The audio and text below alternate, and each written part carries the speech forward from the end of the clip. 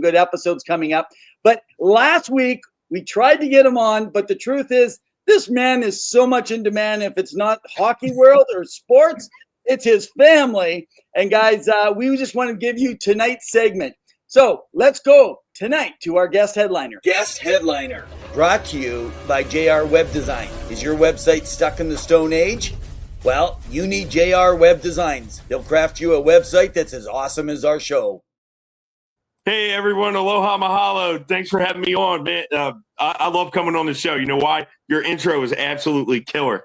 And you know what? You can just keep playing it and playing it. I like the pinging at the end of the bar. What's that, bar down? It's like the connect me. That's a connect me, perfect connect me shot. Bar down.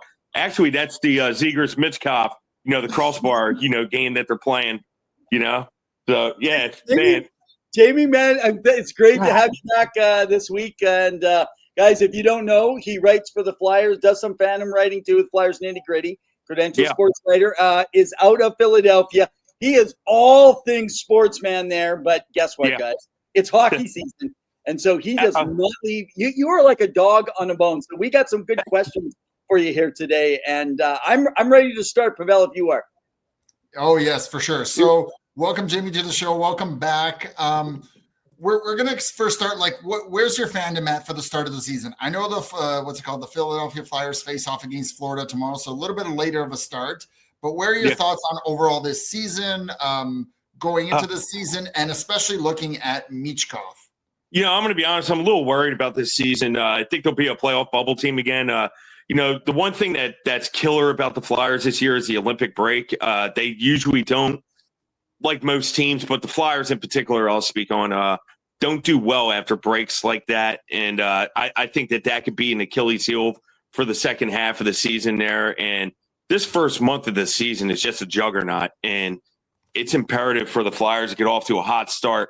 Although it's a juggernaut. I'm a little terrified, about the start of the season. The first month is just like playoff team after playoff team. It's like they don't get a break at all. You know what I mean? And starts off right with the defending champs, and who had a beautiful win last night. It looks like they missed Barkov. Yes, they missed Matthew Tkachuk, but it just shows the depth of that team and the great goaltending that they have. And Sergei Bobrovsky is just. He's a phenomenal goaltender, former Flyer. Didn't want him traded, but I'm happy. Tomorrow's like opening day. It's like Christmas morning, right? You wake up, you're happy, you're overjoyed, and then you realize, oh, we're playing the defending champs. Oh, fantastic! Yeah, what a heck of a start that is. Yeah, nothing tough about that, right? So, and then you're like, oh, don't worry. They don't play until Saturday. And then you look at the schedule and it's like, oh, the Carolina Hurricanes. Oh, a cup contender. Wow. Okay. So why not play two cup contenders back to back, right? And then you go to Monday and it's like, oh, another playoff team. And then you look at Thursday and another playoff team. So it's like, you know what I mean? But all in all, I think they're going to be a little better than last year, but I'm not expecting anything earth-shattering by any means. You know what I mean? I see them being like a playoff bubble team. I don't think they'll be a lottery team anymore, this season. And it's because of what you just said. Matvei Michkov, the guy's going to be killer. 35 goals this year. I'm looking at about 44 assists. I'm looking at about 79 points for Michkov. But there's one player that people need to talk about, and that's Travis Konecny, because I think he's going to pop 44 goals this year. Oh. I think that dude is killer. He's so underappreciated in the city of Philadelphia. WIP had their top 10 athletes in the city of Philly, and I think he should be right there with it. Yes, the Flyers haven't been that good for the past 5 years. They've missed the playoffs, but Travis Konecny has been good, and he's gotten better every single year. And if he just had a little bit of a better team, a little bit of better goaltending, we wouldn't be sitting here today. He'd be in the top 10. I just think the guy just does everything. He's balls to the wall. He's a leader on and off the ice. He's a phenomenal person. You get to know him. Great guy. He remembers everything. And he's a family man, too. Awesome. And before we get to Evan's next question, we have Lost Trucker who's tuning in from Fraser Valley tonight. She wanted to know how many Flyers, and maybe that is Konecny or more, would rep at the Olympics. And I'm going to go out on a limb and say potentially I know Russia's not going to be there, but would Right. Russia consider Michkov even to come in at a training camp? Yeah, I think they would, but obviously they won't participate. Again, I think it's a 16-year ban. I think isn't that what it is? I could be wrong. I think it's around that area. But the one thing about Michkov, I wonder if maybe another nation could possibly scoop him up. I don't know. The parameters around that. I don't know if they're allowed. And stuff. But I expect Travis Konechny, Travis Sanheim to make it for Team Canada. Samuel Ersson is a shoo-in, and Rodrigo Abels has already been selected from Latvia. So I expect 4 from the Philadelphia Flyers. That's Ersson, Rodrigo Abels, Travis Konechny, and Travis Sanheim. Wow, that's actually that's decent for a team that's just outside of the bubble there, though. So Latvia is always good. You can't sleep on Latvia. That's one team. It's just like everyone's like, oh, they're playing Latvia. And then you play them, and it's like, oh, that wasn't an easy contest by any means. They were right there. If I'm not mistaken, at the Worlds, weren't they? They played pretty well. Latvia is a tough team, and Rodrigo Abels, I think he could play both ways. He could play center or wing. He's going to be a pretty intense player for the Latvian team. Be pretty cool. All right, let's switch gears a little bit. You're talking about being a pretty tough team. There was a pretty tough coach, John Tortorella. You were a big supporter of John coming in. I like what he probably built in the work ethic and the hard work. You've gone on record and talked a little bit about the comments in your reporting about some of the comments that Sean Couturier has mentioned and said. Yep. But having said that, Rick Tocchet is now in. It was interesting. I thought, I could see Rick Tocchet coming. I wasn't sure if he's the right coach for them.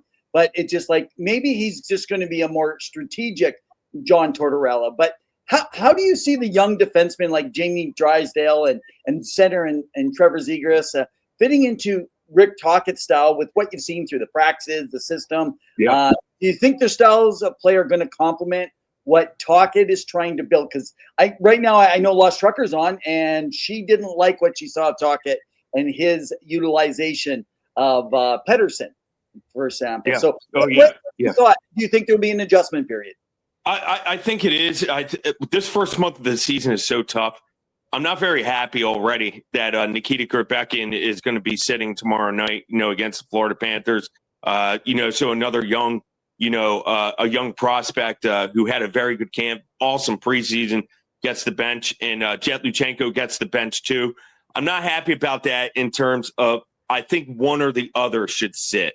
I don't think both young prospects should sit in favor of a heavy veteran team. And that's something that Torts got crushed for, I think, in his first year. He leaned on his veterans. He wanted to see. This is sort of that's what Tocchet reminds me of, like Torts-esque. And you're starting to see that. Like, he's trying to figure out his first year as a Flyers coach. He wants to see who's going to work, who's not, who's part of the solution, who's not part of the solution. Danny Briere has full confidence in him. Keith Jones has full confidence in him. They're giving him the reins to make any decision he wants. And with that being said, that's why Luchenko and Gerbekin are going to be sitting tomorrow. And that's a bit worrisome in my eyes. Like, Emil Andre was cut. I think the best player should play regardless of size. I don't think the Flyers should handpick or cherry pick size. So he was scratched from the gate. He wasn't going to make the team just because of his size anyway. Well, he's not going to get any taller. You know what I mean? He's around the age of 21. He's already at full growth, as is. So either you want him or you don't. And, again, the Flyers have missed the playoffs for the past 5 years. I don't think the Flyers have any right. That's one thing I'm going to go on record and say, and cherry pick, he doesn't have the size, I'm not going to play him.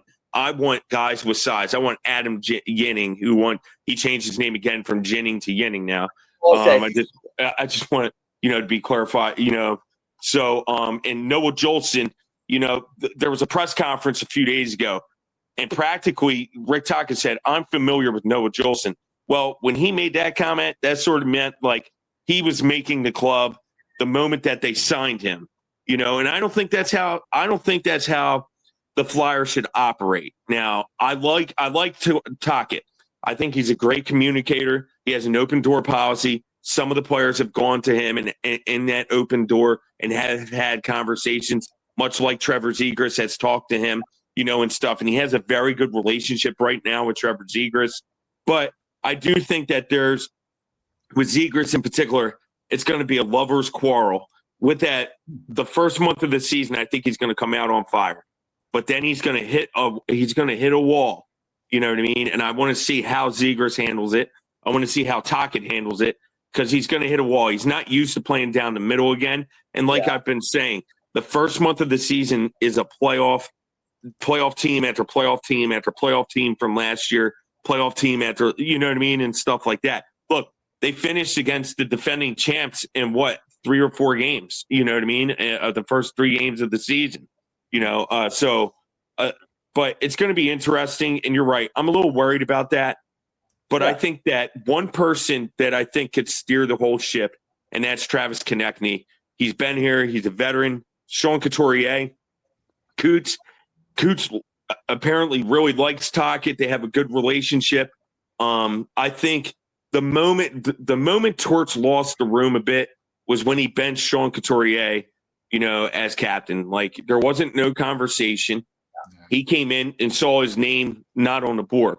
You know what I mean? And in some way, you don't treat the captain like that. You know what I mean? Like, a captain should know, a day or two in advance, because it's a bit embarrassing. He's got to go in front of the whole team. You're the captain. You're supposed to be filtering fires in the locker room, if that may be, trying to steer the heads, trying to clear heads of players, trying to keep them focused at the task at hand. And here you are scratched, and you didn't even know it. You know what I mean? We've come to find out that he didn't know it. So that, I think, was a bit shady of John Tortorella. I think that Torts spoke very highly of the team. He kept everything. He put the blame on himself to deflect attention from the team, which was great. I see Tocchet being the same way. But I think that Tocchet's a better communicator in terms of being more patient with some of the players. Now, how long will this honeymoon last? I'm not so sure. It depends on winning. Winning cures habits. Winning changes the overall complexion of the locker room, changes the overall landscape of the team. The Flyers have to start freaking winning here. And I think if they do that under Rick Tocchet, I think it would be, the city of Philadelphia obviously already loves Tocchet because he's in the rafters, for the team. You know what I mean? He's in the Flyers Hall of Fame and stuff. He was a hell of a guy. Great personality. He just gelled well with the city of Philadelphia. And I wish him nothing but the best in the city of Philly. So this first month if it wasn't for this first month of the season, I would say I'd be more keen on the Flyers. But this first month is just so brutal. The schedule makers did them no justice at all. And for a team that's trying to right this ship, you're not getting off to a good start when you're missing Cam York already, and who I think is a hell of a defenseman. He's a young defenseman. I think he was going to break out. And you mentioned Jamie Drysdale. Drysdale is going to flourish under Rick Tocchet's system. He's going to finish with 55 points this year. That's my prediction for Jamie. I am so high on Jamie Drysdale. He's finally healthy. Called it last year that he wouldn't get healthy. You wouldn't start to see Jamie Drysdale until about January, February-ish, just because he had hernia surgeries. The Flyers have a horrible history with hernia surgeries. Claude Giroux missed he wasn't himself for half the year. Shane Gothisbehere, when he was here, had the same surgery, didn't do well. Kevin Hayes had many cleanouts and stuff, and stuff. And now you have Jamie Drysdale, who had the same procedure done last year, half the year or more, he played like crap. And that was to be expected, though, because of the nature of the injury. But he was finally healthy this year. He had a different offseason. I don't recall him, even when he was drafted, that he was this healthy. I'm serious about this. That Jamie Drysdale is going to break out, but his regular partner is in influx right now because Cam York is injured, and he's missing about a week, of the season possibly. You know what I mean? So, that's a big loss for a team that's trying to right the ship, who already has a horrible back end. That bottom pairing is terrible. It's absolutely brutal.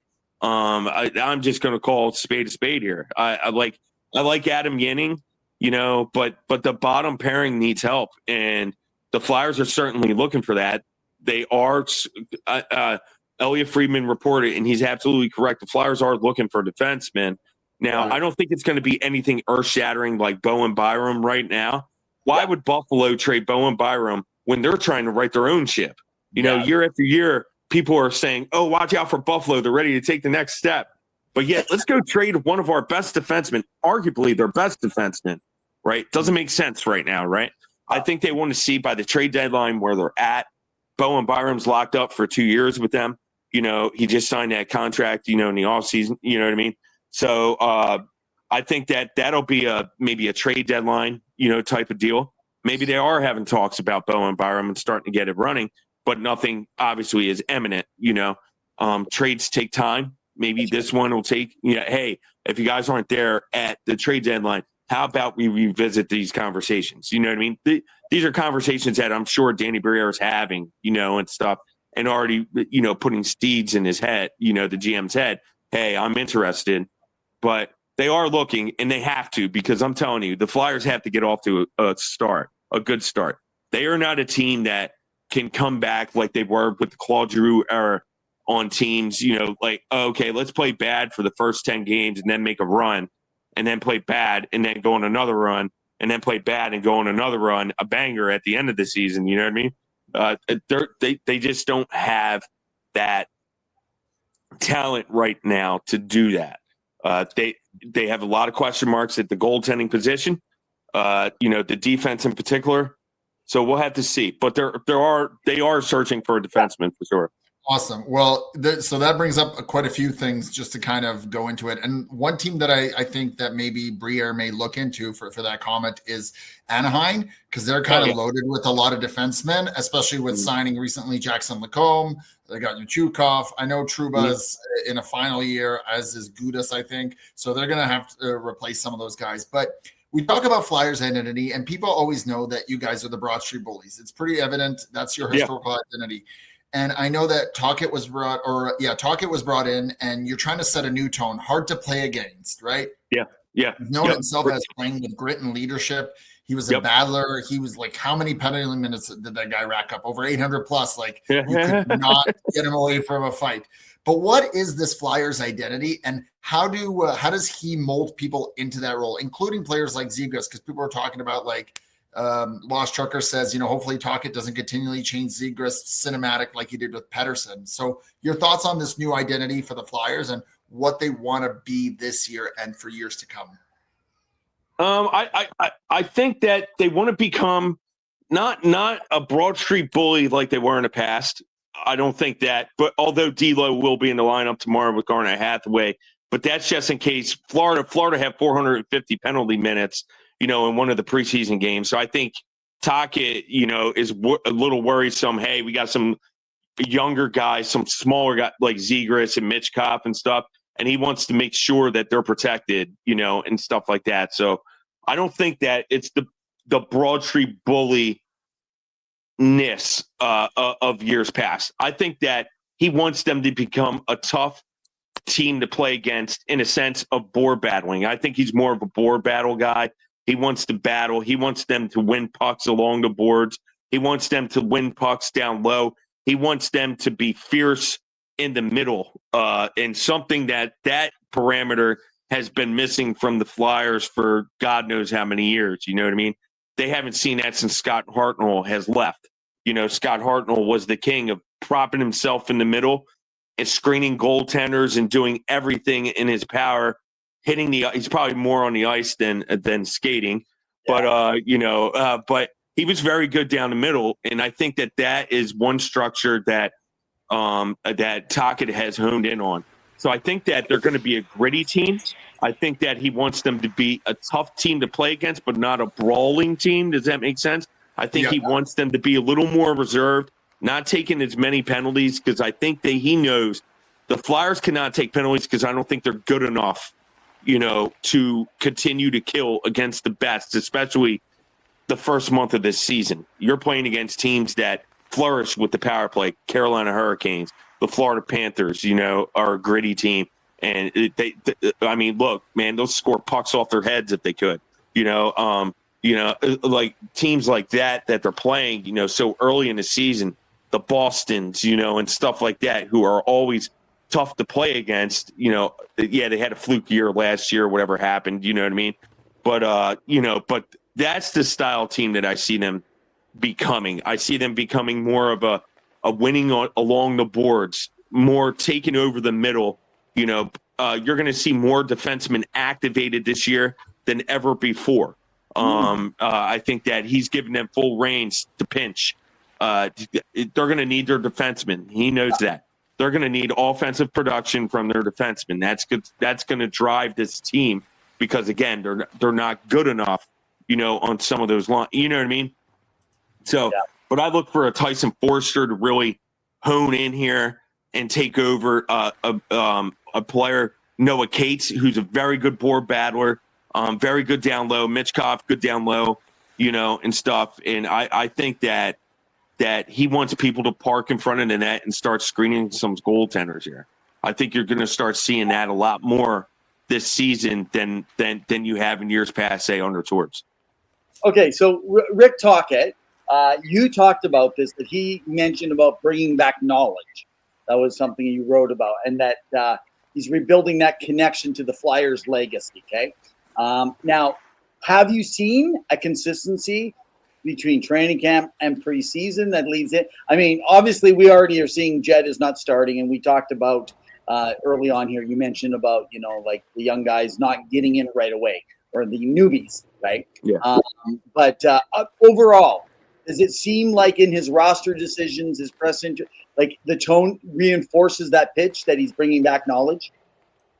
Yeah, I think that's what he's trying to reinforce, and I think that the players are really buying into that right now, But he's going to have to prove it here, like Tocchet himself. So the players are going to buy in. That they've bought into his system. They really have. I'll admit that. The players are really happy. They're fresh. They're talking. They're lively right now, and stuff like that. So realize really the knowledge and that he's trying to bring from his playing days, he's trying to revert, as a coach, but trying to be a little more refined than what he was as a player. He made his mistakes as a player. He knows that's not the style of game anymore. And I think that's one of the reasons why Danny Briere and Keith Jones brought him in, is because I think that the Flyers are starting to go on their rails there. And now you bring in a Tocchet who could sort of rein them back and be like, hey, this isn't the style of play anymore. We got to get to become a little more finesse team, better at skating, honing in on skating.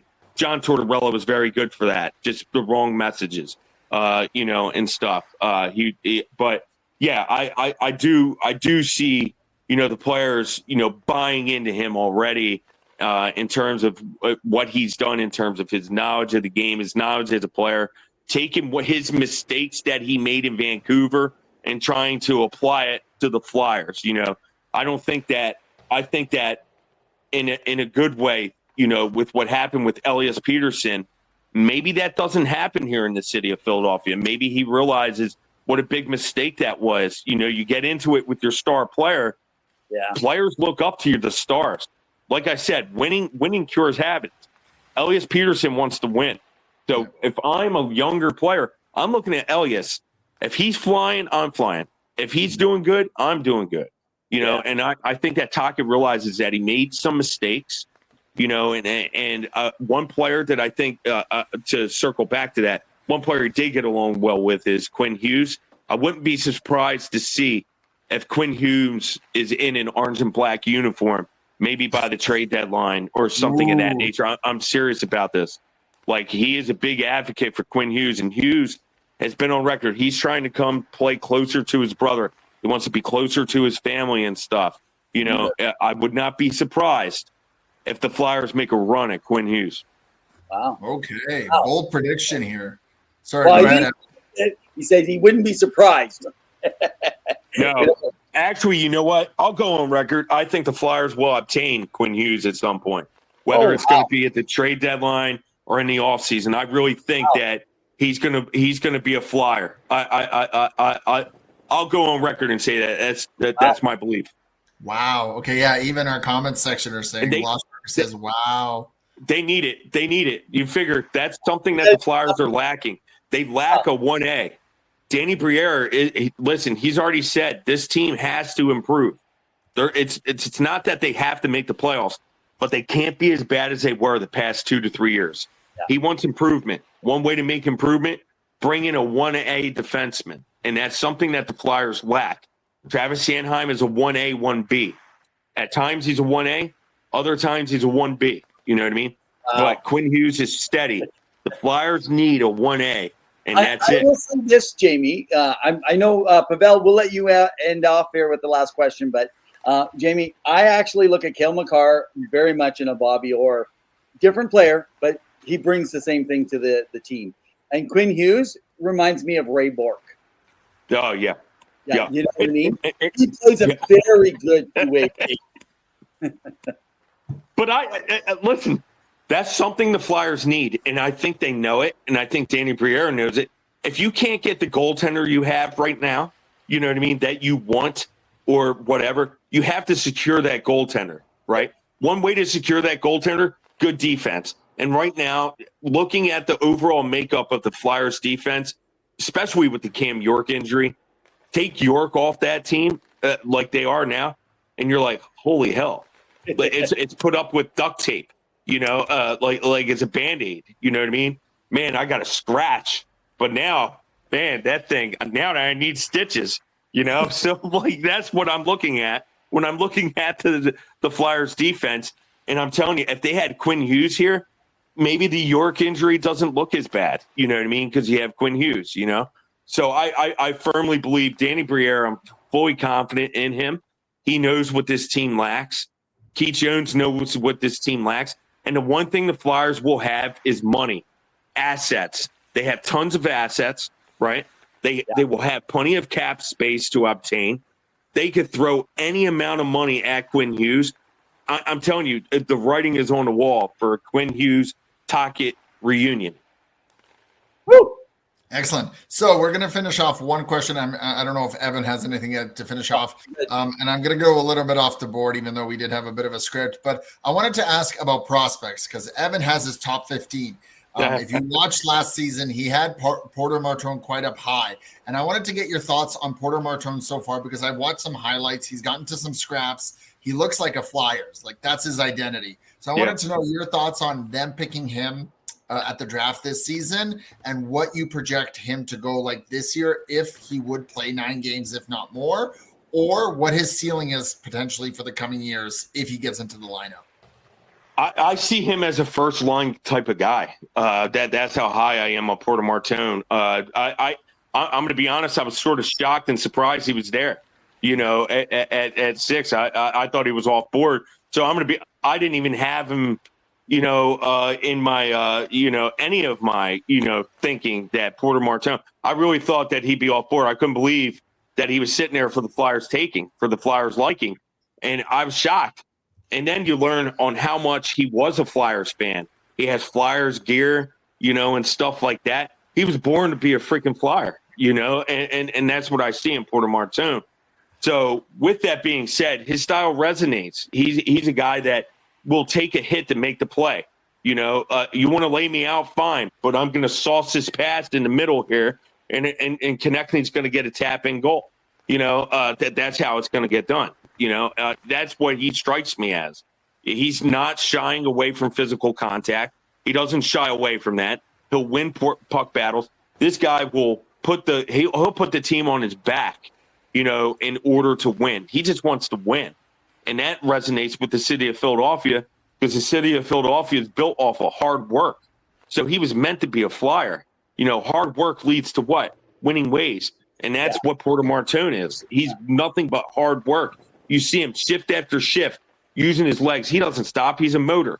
You know, I could not believe he was on board. I don't know what other teams, you know, I'm not saying that they should have, you know, I just couldn't believe that he was still on board at that point. You know, so the Flyers got really lucky. They got lucky with Porter Martone. He's going to have a phenomenal year for Michigan State. He's playing with Shane Van Sage over there. Shane Van Sage is another Flyers prospect. I think they're going to bond and mesh pretty well, get to know each other. But I see Porter Martone with the orange and black next season, hands down. That is not a 9-game tryout. I see him signing his ELC. Danny Briere made that mistake with Cutter Gauthier. Cutter flat out said after he was drafted in the first interview after his draft, and people could go look it up, he thought he was going to be one and done. And the moment that, in my eyes, why he didn't sign in Philly was because they wanted him to go back to school for his sophomore season. I think that killed it right there. The relationship, whatever they had, he wanted to become a Flyer, that season. Yeah. Whereas they weren't contending. There was no need for him to rush his development. Go back, prove yourself. He didn't want to. I think he wanted to play in the NHL. He flat out said in an interview he was going to be one and done. I think that was the bulk, the creme de la creme of him not signing in Philadelphia was because they elected him to go back. They didn't sign him to an ELC. You ELC him, he plays. I guarantee it. But that's here nor there. It's over. But I don't see them making the same mistake with Porter Martone. They'll ELC him at year's end, and he'll be a Flyer. I think he may even get some games, depending on how it goes, down the stretch, depending on how far Michigan State goes, and stuff. More or less like Alex Bump, with Western Michigan. They win the national championship. They send him to the Phantoms, and stuff. I could see Porter Martone playing for the Phantoms at some point. Crazy stuff, Jamey, man. As always, guys, this is Jamey Baskow. He is a Flyers writer with Flyers Nitty Gritty, sports journalist out of Philadelphia. You make sure you get a chance. You can follow him on X. Now, what is your X account again? At Jamey Baskow. So I want to say something. To make way for Porter Martone, you have to get rid of one player. The odd man out, in my opinion, is Owen Tippett. Wow, Owen's good. I guess you got to, if you're going to let someone good go, you're going to get someone good back. They have to. I mean, they have to make way for Porter Martone. That would be a clear indication on how they feel.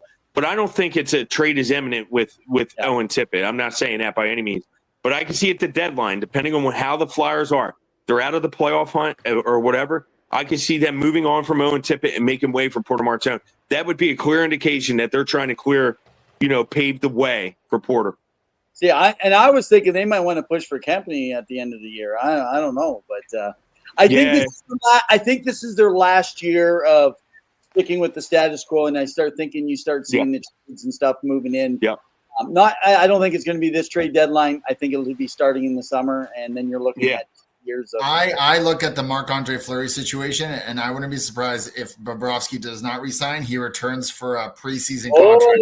Oh man! Just for one more little bit where he had all started. Yeah, we are throwing stuff out here tonight. I love it. Oh man, that's like getting Ted Bamford going with his Steve Larmer Hall of Fame stuff. Yes, yes. Go big or go home, and look at that beautiful jersey in the background there too. It's gorgeous. Oh man. Well, Jamey, awesome, man. We definitely appreciate you stopping by and taking the time out of your schedule. Yeah, appreciate you guys. Thank you so much for having me on with your dedicated following. You guys are awesome, man. Check them out on Instagram too. They're all over Instagram. They are popping. All right, man. Give the family all your love and get back to the Cheers. Take care. Thanks a lot. Headliner, brought to you by JR Web Design. Is your website stuck in the Stone Age? Well, you need JR Web Designs. They'll craft you a website that's as awesome as our